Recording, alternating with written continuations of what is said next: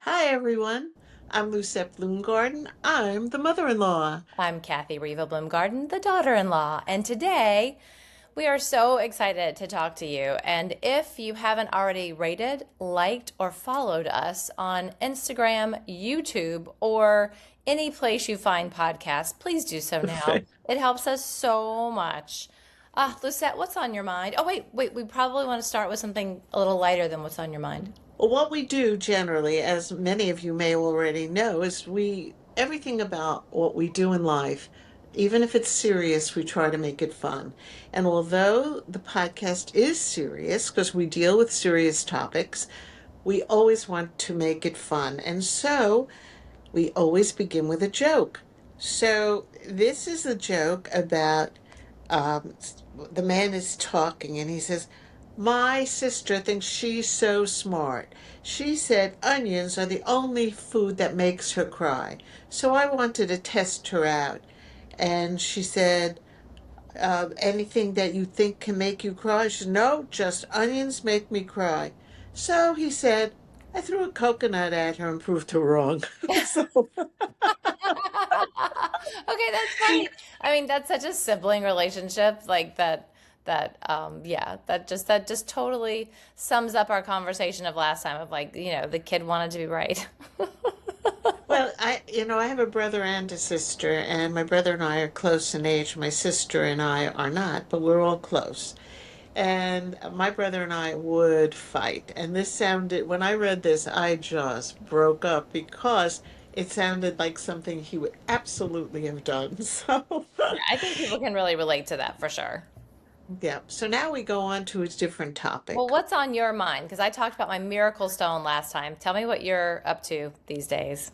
Well, I don't have a miracle stone, but I'm working on something that's taken up a lot of my time, and I have mentioned it before, and I will mention it again.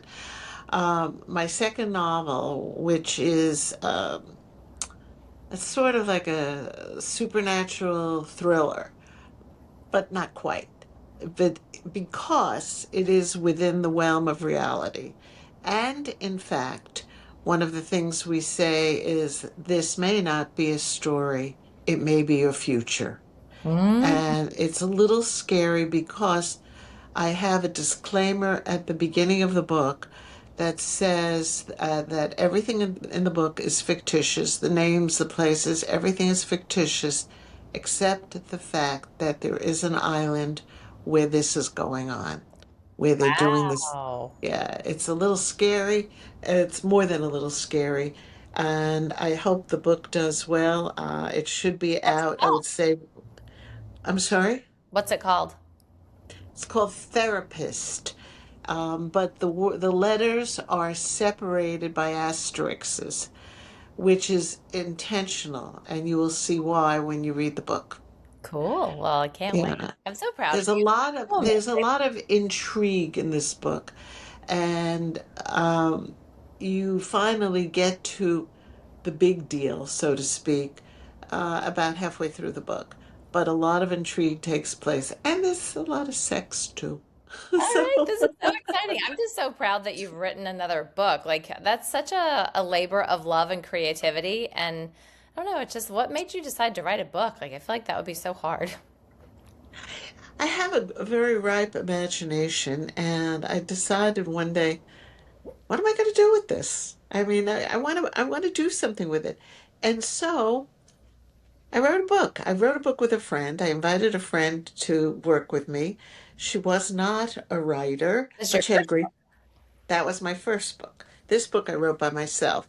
But she was not a writer, but she had a great sense of humor. Except when we started writing, she lost her sense of humor. But the good news was that she kept me honest, and I kept doing it and doing it and doing because she was doing it with me.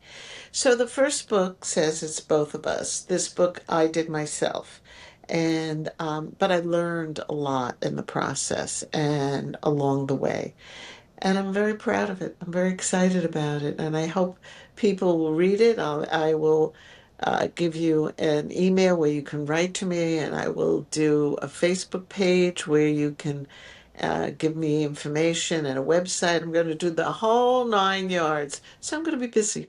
So, Yeah, I'm more busy than you already are. I'm just all right. excited. I'm excited for all of it. Like it's just so much exciting stuff going on in your life, and that's a really great way to segue into our topic because I am 54 and you are almost. You can tell me your age. I mean, tell the audience your age. I'm a little reluctant to because I once told somebody my age and went, "Oh," and Okay, then well, you have a and then birthday. when I told him, then he treated me totally differently. So I don't have any problem with it. But if you want to know, email us and I'll be happy to tell you. That's a great tip. So you have a birthday. Email her birthday wishes for July 2nd, and the email is mustinlawsbeoutlaws@gmail.com. And today's topic is aging parents. How can we do it together? We have a lot of people who are listening who have challenges with their parents are getting older and they are now talking about what's next for care, what's next for health care, how do we handle That's assets, right. a lot of great questions. So I would like to hand it over with my question as to what is your great wisdom around how do you want to be treated as the aging is starting to happen. It's a very good question. It's a very good question. Um, First of all, I don't think anybody wants to be treated with pity. Nobody does. I don't want somebody to say, "Oh, can I help you?" I don't want that. All our lives, as you know, we were taught to fend for ourselves as much as possible. Okay, if I need help and you offer to help me, I love it. Thank you. But not with pity. I don't want pity. And I don't think anybody wants pity. Life takes its course. It is what it is. How we adjust to it as aging parents is one thing. How our children treat us is another. And when I hear, like a friend of mine told me today, her son said to her, "Oh, don't do that much. Why are you stressing yourself? Don't do that. Sit," because she's very active. Don't do that. You earn the right not to have to do that." And I said to her, "Doesn't he get it? Doesn't he understand? That's what keeps us going. That keeps all of us going. The joie de vivre, the joy of life, the mission that you want to accomplish." So don't try to prevent your aging parents from continuing on their quest because the quest for understanding life and the quest for living life should never go away at all. So that's the first and foremost thing. Well, Uh, what would you like us to like, let's just, say that Mark and I are visiting you and we're having a conversation about aging. How do we give people a roadmap for this conversation? How do we launch into it? What's the plan that you have for aging, Lucette? I want to know. well, it's a kind of an interesting thing because on one hand, and I think most people in my age bracket will agree, you still feel and think you like you were 30 or 40. You still feel young in your mind and in your heart. Your body doesn't always cooperate, I have to admit. But what would I like? How would I like my family to treat me? Well, I feel very fortunate. I think my family respects the fact that I'm older and respects the fact that I can no longer do certain things that I used to do. For example, I have vertigo and I can't ride a bicycle anymore. I can't believe it. I always was riding a bicycle. I try to get on, and I can't. I won't lift my foot off the ground, and the vertigo has put me in that position. So, what do? Do you cry? No. You say, "Okay, so I won't ride a bicycle." That's all there is to it. So, for example, if you and Riley were over and you said, "Oh, we want to go bicycle riding. Do you want to go with us?" I would have to say no, but I would cherish the fact that you would feel you could go without me, you Yeah, know? that is yeah, beautiful sentiment. Of course, as we get older, there are things that we are less able to do. But I think my question was really more of like, how do we have the conversation when is it time to move someone to assisted living? When is it time to take a stock of how we pay for our aging? Like what's insurance like? Like there are all these questions that my mom and I went through We had a Does checklist actually. does your mother have long-term insurance? Yeah, so we had a checklist that I mean, I think we might have initially found it off the internet and then we went to seek counsel. But, my mom and I worked together with my stepfather. They have a trust, and that was like a big learning lesson for me because But wasn't that for your brother, the trust? the trust is for the family. It's for the family. Everything goes into the trust. So that was really interesting because I didn't realize, like, because I have a daughter, this is probably something I should take into consideration for my own life. But apparently, my understanding is that if you have all of your assets within a trust, it's just a much more streamlined process for if something were to happen to any of our elder care parents. They're just it's just a lot easier to navigate assets and allocation and money and all of the But things. and you could avoid certain taxes as well with a trust, like probate and things like that. Um, yeah, I think most of us all have trusts. That's one thing. Are you? There are two things here, and they really are separate. One is the financial thinking about what to do for the future of aging parents, and the other is the comfort and emotional factors, how to deal with aging parents. Which one do you want to talk about? Well, I really am curious, like, how do we start the conversation? So, look, with you and David, what do you have a plan of like what the next 10 years looks like for you both? Like, and then if you do have a plan, do you discuss that with your sons? Kathy, I'm moving in with you. Yeah, next week it's all happening. My dreams are coming true. And the My mother, is working. if that stone could reverse the aging process, I would say, whoa. Well, one of the questions I always ask aging people, and people in my bracket is if you could have, like the movie Cocoon, if you Yes. were told you could go to a planet and you would never be sick again and you would never get older and you would stay the way you are, would you go, even if it meant leaving your loved ones? And you want to know, most people say no. I, I'm shocked. I'd say no. Yeah, well, I would probably say no, but I don't know. But in reality, what you really want to do is create a scenario that's similar to that in real life. So in other words, assisted living. That's a good question. There are various types of assisted living. If you have no money at all, it could be a little tough. Um, I have a friend whose husband's in a Medicaid assisted living, and it's barely acceptable. I have another friend who's in, what do they call it? Not assisted living, they call it independent living. Oh yeah. And she says it's like being at the Ritz-Carlton. She said, and when I no longer can take care of myself, they have a building that I'll move to with assisted living, and I'll be getting the same care.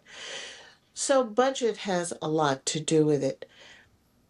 That being said, what do you emotionally want? And Now, do the parents get to decide that? Like, would you and David want to decide what you emotionally want, or do your sons get to decide that for you? I think I would like to decide it for myself, what I would like. My mother, now don't forget, years ago, they didn't have independent living and assisted living. They had nursing homes. And nursing homes were notoriously bad. You would walk in, the stench would overwhelm you. You'd hear people screaming. Um, that's not the case. It's not like that anymore. I mean, the places are beautiful, you're well cared for. Again, even if you are low budget, like this friend who's on Medicaid, um, he's well cared for. It's just not quite the same. He doesn't have the luxuries, he doesn't have um, the moment to moment care. Um, what I would like for myself would be probably, it's a hard thing to think about. Depends if I'm with my partner, if David and I are together still, or if I'm alone. I've often thought, do I want to live with near my children? Do I want to be in independent living or assisted living? And I haven't made up my mind Well, we're yet. shipping you off to Spain. Newsflash. Welcome Right, to your. right. Well, in Spain, it's free, I mean, that's you know, incredible. The other countries have but it's different. very exorbitant here. Um, and my friend who's in independent living loves it. She's got activities, she's got friends. They often don't even leave the premises because it's so easy and so much fun for her.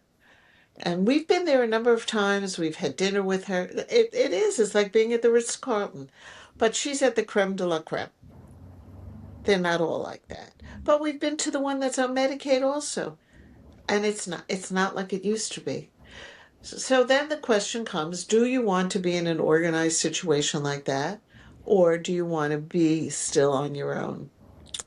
I probably would like to be in an organized situation like that. I think that I wouldn't have to worry about paying bills. I would not have to worry about making dinner. I would not, because these are issues that are taken care of. You don't have to worry about cooking dinner. You don't have to worry about paying bills. Sign me up. Like, why do we have to wait? I know. It's very, very true. Um, it's as a matter of fact, a different friend of mine said to me, she also is in independent living, and she said, I realized I have to take care of the roof, I have to take care of the grass, I have to take care of the electricity, I have to take care of the car. And she went through a litany of everything. And I thought, it's true. We have to do the same thing. We have a big house and we love our house. We love where we're located. We love that we have room for our family when they come. But it's a responsibility. Do I want this forever and ever? I don't know. I think for me it would be easier not to worry about these things. And would it be easier for all of us? Yeah, it would be. So at what point do you relinquish some of your independence? I think that's the question. Yeah, I really can't imagine you anything other than this beautiful, healthy version of yourself and David as well. So it's hard to imagine what the next steps are, but it's a wonderful thing to ask people what they'd like before they can't decide for themselves. And A then lot of people don't like to talk about it. Are well, you that's aware of that? that's why I was really curious to find out what the best way to broach the topic would be because we haven't really talked. I mean, you probably talk about it with your sons, but I haven't ever asked you kind of what your future holds. And it is one of those things. It's a little heavy of a conversation, but it's important to have, especially when I agree. when elders are, when they have to make decisions. If you have to sell I the think, house, if you have I to. mean, when I hear people say, I don't want to talk about death, I think of my brother saying all the time, life is a terminal disease. And it is, from the minute you're born, it is a terminal disease. Do you think you're going to escape death? Is that why you don't want to talk about it? Nobody escapes death. So, There must be a fear around death that people have. I don't necessarily think I have that. I think I've lived a really great life. I don't want to leave anytime soon, but I'm not afraid of. I think that our soul kind of like just continues on in some other form. I'd like to come back as my dogs, please, and I'm not sure what happens next, but it doesn't fear. I don't. I'm not afraid of it. I understand what you're saying. And we had dinner with friends on Saturday night, and she was saying she embraces it. Does she want it? No, not particularly at the moment, but when it comes, she's not going to fight it. She said, I said, why do you think there's something beyond this life? Is that why you feel this way? Oh, she said, definitely. And she's very spiritual and she really believes in it. For those of us who may not believe in anything beyond this life and believe in the finality of death, okay, so that's what it is. I personally find it difficult to think that in an environment where recycling has really only become very popular in the past, what, 30 years, 40 Yeah, years? since the late 70s, yeah. Right. You don't think that the universe has been recycling for eons? Seriously, why have to reinvent the wheel all the time? So, And what do you mean by that? You think energy never dies? Like what exactly does that mean? I think energy goes on in maybe different forms. Um, will you be a female? Will you be a person? I don't know. I used to play a parlor game, saying if you could come back in this world as anything but a human being, what would you come back as? And I get very interesting answers from birds to animals that live enormous number of years. And one man said to me, and it was so apropos his personality, who's very stoic, and he said, I would like to be a giant boulder. Isn't that interesting? Yeah. But we're a little bit off topic here. I think the way to deal with aging parents at any point is not to make them feel they're going to die the next minute, or not to make them feel that, well, we want to figure out what to do with you because we don't want to have to deal with you. That's a very hurtful thing, and older people pick that up so fast. So, I think the way to make it work is to collaborate on a discussion. Remember, on one of our other podcasts, we talked about everybody wants to be heard, Yes. and And that's what we need to do. We and have to make And in this case, it reminds me of what David Mon said about compromise. I love David Mon's, one of our guests from a previous show, his reframing of the word compromise, which is that it isn't giving something up, it's adding a new perspective. And I feel like this type of conversation really, if you go into it openly with the ability to just listen and be open to all perspectives, it probably will be a successful conversation.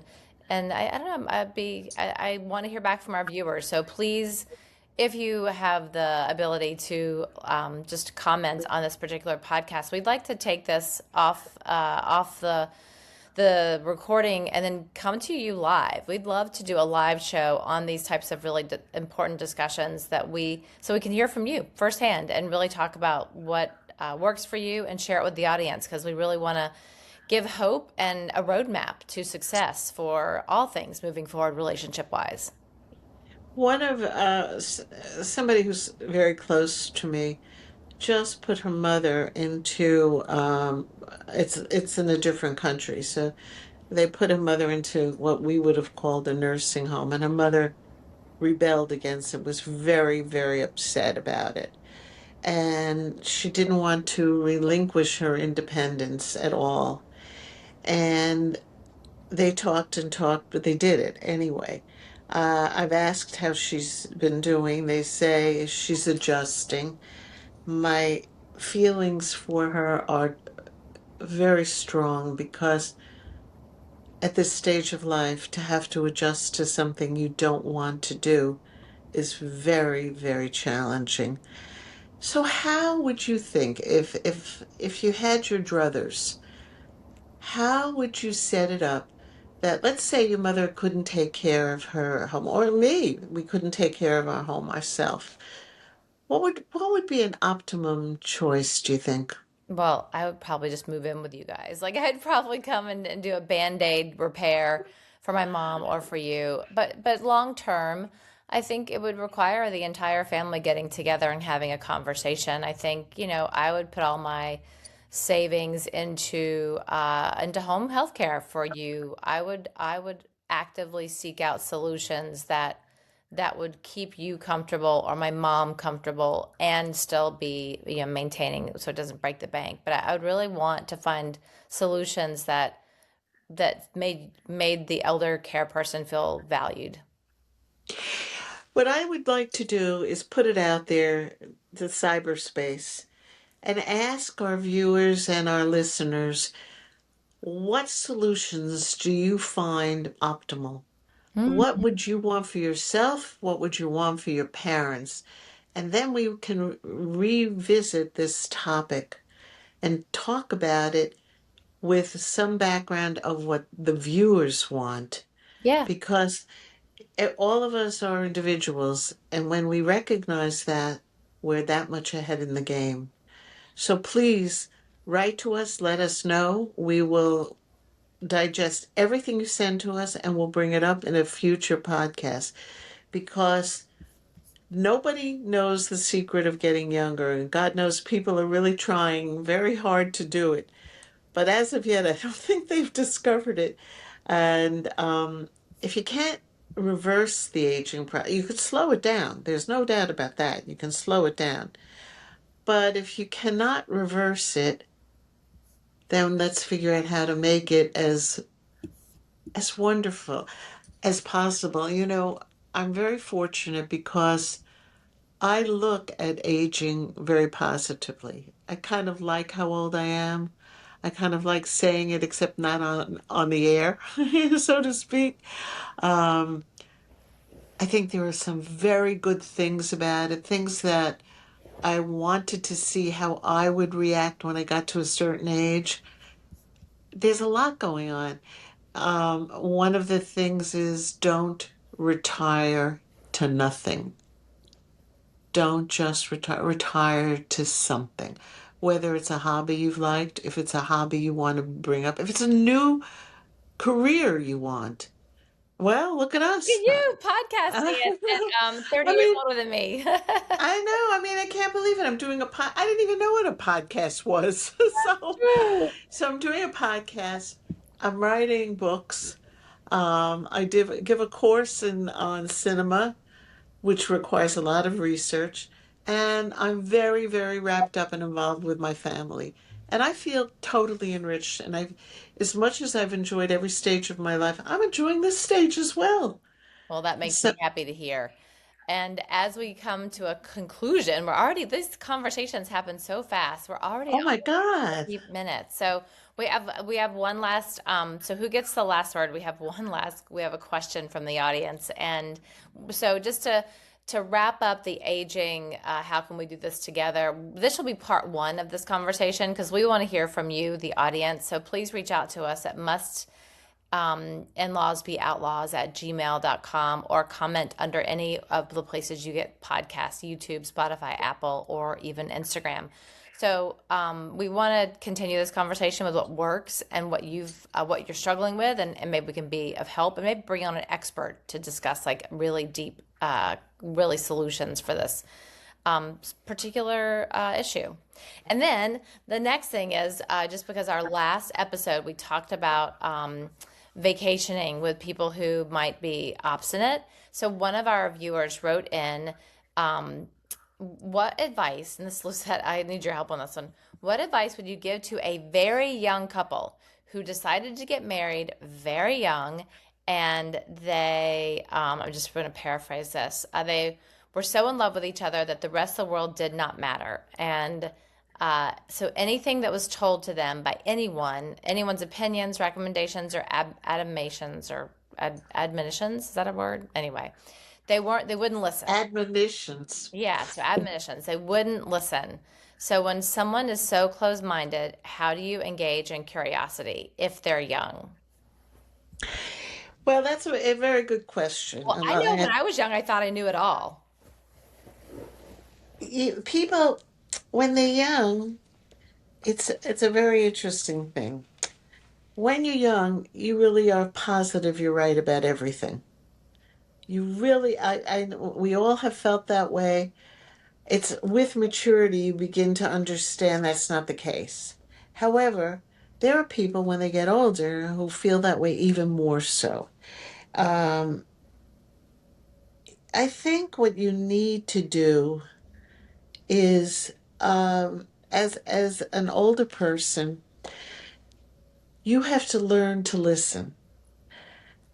You can, if you reject what younger people say out of hand, then you're not learning and you're not. Let me backtrack a little bit. one of the things that I always used to say is, as my children grew up, I got to know the music, the current hit music of that period. I mean, I was a product of the rock and roll era. But then I learned to love reggae. And I mean, the only music I don't like is rap. So open your mind and open your hearts. Now, if you're the daughter-in-law or the son-in-law, how do you make obdurate people who are unwilling to listen? That was thunder. It's thundering out here. Um, how do you make obdurate people unwilling, or I mean willing to listen? How can you change it? So, there are a couple of things you could do. What are the benefits of learning about new things? And there are many. And I don't know if we have enough time, but I could certainly outline them. We don't have enough time. No, I think we should do a quick synopsis of like, okay, this young couple is madly in love and not listening to anyone. Just let them What be. what is she going to do if, or he, if one of them wants a divorce? Well, they can't even hear that. Like, when you're in like a horse in a race and you have blinders on, like according to this woman, these kids are just not, they're unteachable spirits is what she's saying.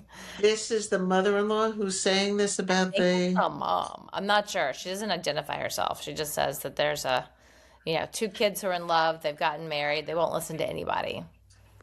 It's a very interesting situation because everybody's circumstances can change. And if you're so limited that you only are, that you're insular about your behavior, it's just he and I or she and I, then you're going to be a mess if your situation changes. Open your heart, open your minds. You don't know how enriched you'll become, and you will become very enriched. I promise you that. That I know. So I'm not saying you have to do and listen to everything other people tell you, but don't close your mind to it at all. You and your partner do not know everything. Yeah, that's wisely said. And I remember being young and just thinking that, like, I didn't want to let anyone else's opinions in. So I hold them in my heart, that young couple, and I know they'll grow. So maybe that's just time will heal that particular issue. And thank you again, all of you, for listening and for writing in your questions. We really appreciate it. And if you haven't already subscribed or liked or rated our podcast, we'd really appreciate it if you do so now. We need 5,000 listeners by September. That's the goal. Woohoo! Thank you, Lucette. This has been such a great conversation. Avery. Thank you, Kathy, as always. Love it. I love it. I wish you were here. All right. Well, big Bye, everybody. and we've got a live show coming up July 8th in Port Washington, New York. It's going to be on neurodiversity and relationships, and I can't wait to talk about it more next episode. Bye. Stay safe.